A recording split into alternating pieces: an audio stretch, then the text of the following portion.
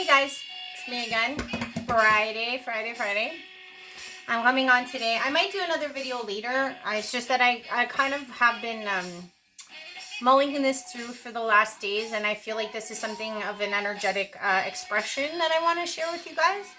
Some of us at this 2024 moment in time felt like there was going to be this big plethora of things coming our way. Energies were going to be on our side.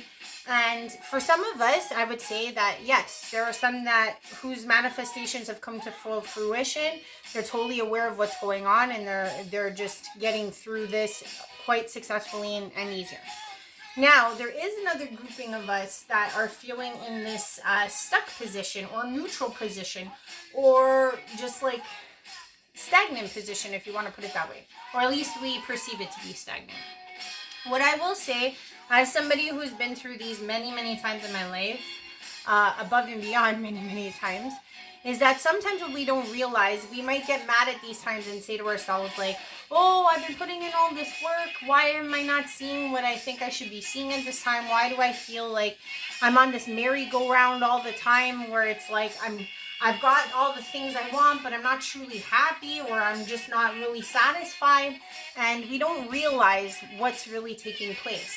Now, when you are in these standstill moments in time, the whole point of it is to really delve into it, to really find out what it is that you're trying to seek or want in your life and or for yourself. And what that is an excruciating experience. You're trying to go in deeper. You're trying to take off one more layer of yourself to further explore what it is that you want, what it is that you need, and who you are and what you're going after. So some of us may not understand this, but we are on bigger callings, we have higher rankings, and in the spiritual realm, I'm saying, and some of us in this 3D sense, we're looked upon sometimes as, the downtrodden or the scapegoats or, the disposable. You know what I mean? Like in my lifetime, I can honestly say that I haven't really met any stand-up people, like a lot of stand-up people in my life, and that's very unfortunate. I have the gift somewhat of reading through people, and the thing is that I can honestly say in my life, and why I've been misunderstood for most of my life, and I'm sure you have too, I always give people the lightest version of myself. I come into things wholeheartedly. I come into things with my heart on my sleeve, and a lot of people perceive me to be naive. A lot of people perceive me to be small. A lot of people perceive, and I mean this in the 3D sense, because I may not have all of the things that, 3D gratification and excellence, dictates. Okay? I might be humble in the living that I have, but it's because some of us may be, meant to be this way. And the reason why I say that is that sometimes God doesn't give us our full potential or our full light to exude it, because we are meant to be, if you want to say like spiritual assassins. We're meant to be judges. We're meant to be karma givers. We're meant to be interceders. We're meant to be different figures in life. So when you try to balance your life in a 3D model or a 3D sense of excellence or successfulness, that will never come to pass for figures such as that. Because the reason being is that in order to be that person, you have to live in the world. If you were to grasp your light, if you were to grasp your wholeness, if you were to grasp your excellence, your complete, let's say, complete self, you might even migrate out of this existence. And really and truly, our passion and our project and our life's purpose is to be anchored down to the 3D.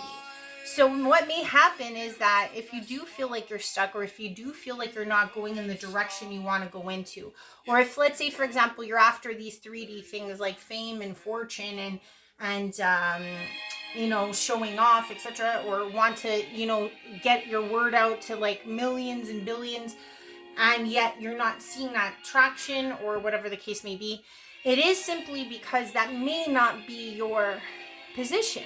That may not be what you're supposed to do here. Sometimes God has to kind of pull the reins back on us for most of our lives, because should we walk into our full power or our excellence, we may walk away from our position in this 3D experience, right?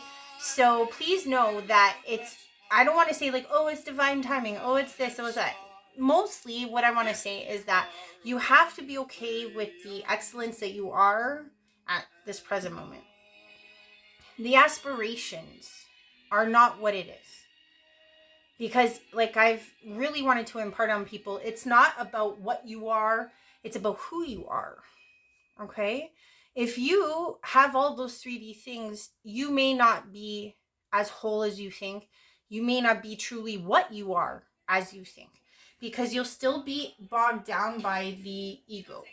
And a lot of us spend our lives trying to appease, trying to appear, trying to be something bigger than we really are, which we may be. But the thing is that we're broadcasting it in a way that isn't true to ourselves.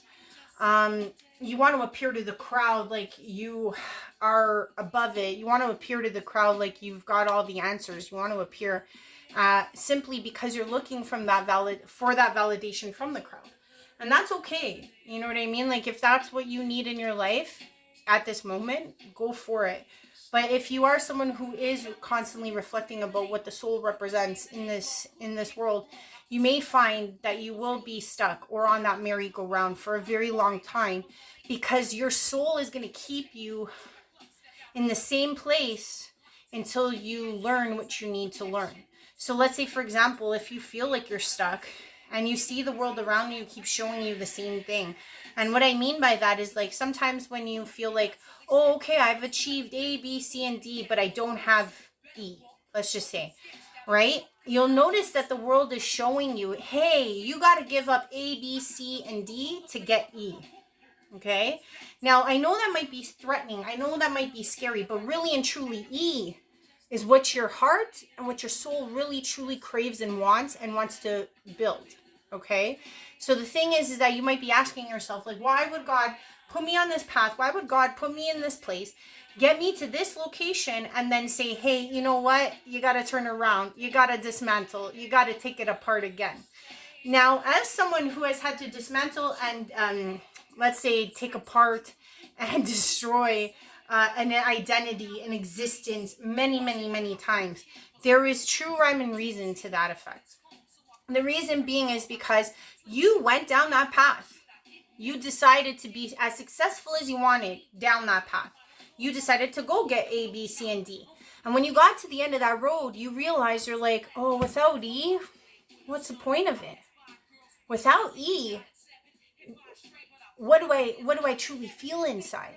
So the thing is that for some of us right now, we might be in this period where we're like, okay, I feel like I've worked so hard. I feel like I've done so many things.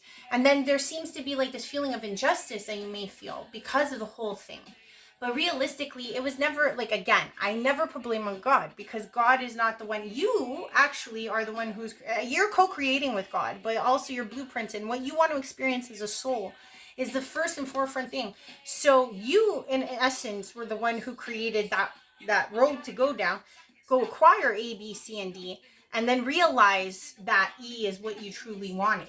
So the thing is that soul evolution is not about time. It's not about what work you've put into things. It's not about the effort. It's about the learning. It's about the growing. It's about the expanse. So the thing is that you may not see it, but that is why you're being put in that position. Some of us don't know why we are put in the positions we're in, why we don't have those 3D successes that others have. Even though some of us are great manifestors, magicians, etc., you'll notice that you're put, or at least you're captivated in a position solely because that's where you're supposed to be. That's what you're supposed to do. There are beings out here that are Trojan horses. And the reason why they're not being shown for the Trojan horse that they are is because what makes you a Trojan horse is that you're in front of clear sight of everyone to see. You're a gift in your own right.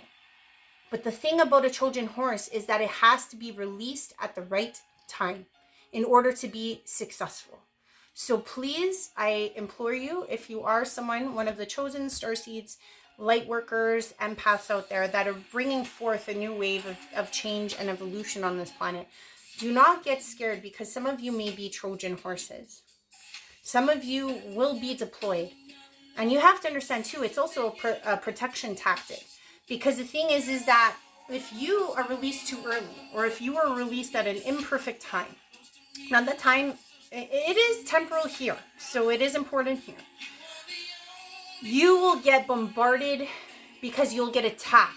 And then the other side will have awareness of what you are. And by doing that too early, you won't have the proper defenses in place. So please understand is that sometimes when you are put in these positions, it's because God's trying to protect you as well. You are trying to protect you as well. Because should you shine as bright as you are, should you be exactly everything and release everything all at the wrong time, you are going to get attacked from every which angle. And that's not the purpose of a Trojan horse. So in this time, if you are feeling like you don't understand what's going on, please know that there's always reasonings to things. And you may even notice that in your own life. If you're always like getting to that dead end and you still don't have E, you will come to that position many, many times until you're willing to do it. Until you're willing to give up those other things to get E. Like, it makes me think of this story of mine. When I was a kid, okay, I used to train for swimming. I was a professional swimmer. I used to swim for the city, I swam for the province, and I was moving on to Canada. But anyways, long story short, my coach used to give us the most heinous workout. And I remember the first time I ever did this medley of workout for my my practice. I just, for the life of me, could not understand why this woman was doing what she was doing. So what she used to make us do, it was like, we used to do this thing called catch up, where you would release the swimmers like 20 seconds ahead of each other. And the whole point was to lap your other swim partners and get to the end, because the faster you could get to the other side is the longer you could take a break. That was the incentive, right? So that was a normal practice that we always did, was this catch up game. Now, one day she decides, hey, we're going to do something different. She's like, here's some pantyhose. She starts giving out pantyhose to all of us. And we're all like, what? The men, everyone's like, what? What's going on? So we're there putting on pantyhose at the pool. We're like putting them on. And we're like, what the hell is this lady trying to do to us? You know, like, what is this? Why are we in pantyhose? So we all get in the water. And she's like, okay, we're going to do catch up. She puts us in the water. We start doing catch up. And it is the most exhausting. When I mean exhausting, like, you don't believe it, but pantyhose lag. Pantyhose carry weight. So when you're swimming, you're full speed, and you're trying to get that break, right? You're trying to do that 2 minute, because you have to do both laps within 2 minutes, so that you have an ample amount of break to do it again. We were all dying. Like, by the time we got to the end of none of us had a break. We just had to go again. That's the thing. If you don't get to the other side in time, you just have to go to the next round without any break. So it's brutal.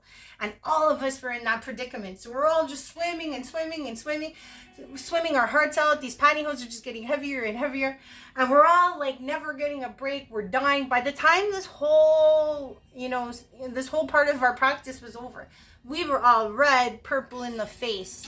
We just couldn't understand why she made us do what we just did. It was just unbearable. One of the kids puked, okay? That's how bad it was. And the thing was that once we got to take the pantyhose off, right, we were exhausted. She gave us like a minute break. And she was like, okay, guys, we're going to do it again, but without the pantyhose. And we were all like, no freaking way. Like, we just did this, and now you're asking us to do catch-up again?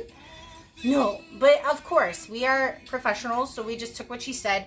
And let me tell you, the next time you stepped in that water and you started doing your catch-up, your legs felt like air. Your legs were just fluttering, going, and you were just Speedy Gonzalez down the road. So realistically, all of us that were swimming were like, holy crap, like this is like, we were killing times. Like we were killing it. Like all of us were just killing our times. Like we all know what our times are to do a lap. Like mine, I think, was like between 18 and 22 seconds. So I was hitting it in like 15 and 16 seconds. And that's a huge change just from pantyhose. So what my point is that, like my coach, God sometimes will put those pantyhose on us and try to make us continue in the life with those pantyhose on for some time. And the reason why, it is treacherous, it is so hard, and it's like very, very what's the word? You just don't feel like you're at your full potential. So you feel like, not to say that you feel unworthy, but you kind of feel like a little low on yourself because you're like, oh, this isn't what I'm capable of. I could do so much more. And the thing is that when you are weighted down by those proverbial pantyhose, what God's trying to do is to prepare you for the time that you will be released as this Trojan horse. Because it's only through that type of training that you will fly free like a bird, as light as air. So I do want to say this because I have been feeling this for a couple days now, that I have noticed that there's this change in the energy, but yet things feel like you're stuck or stagnant. But it's like I'm being clued in by my intuition that this is a process. This is something that's being put upon us for a purpose. It's so that we do go deeper. We unleash these layers of ourselves that are being hidden right now, that are still hidden right now. Because as much as we can feel like we're really stepped into our power, trust me, there's way more power behind that. We haven't even begun to get to the levels of power that we obtain or have within ourselves. So please know that. Have a great night. I'm a great day, and I might catch you later with the weekly read. Love you lots.